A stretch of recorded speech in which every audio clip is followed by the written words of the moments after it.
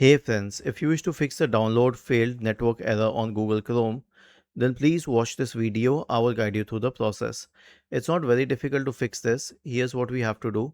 First of all, search for Chrome in the Windows search bar, and then instead of opening any website, go to fast.com.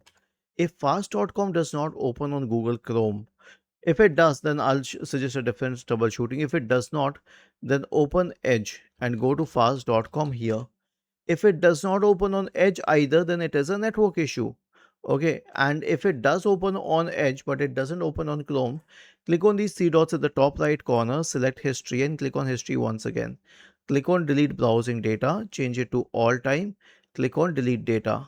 Then click on these three dots at the top right corner, select help and click on about Google Chrome. It will update it to the latest version, and if that doesn't happen or if that doesn't fix the problem, then go to reset settings, click on restore settings to the original defaults and reset settings. Was this helpful? If yes, then please subscribe to the channel. If not, then let us know in the comment section of the video on how we could help you further. Thank you for watching this video and have a nice day.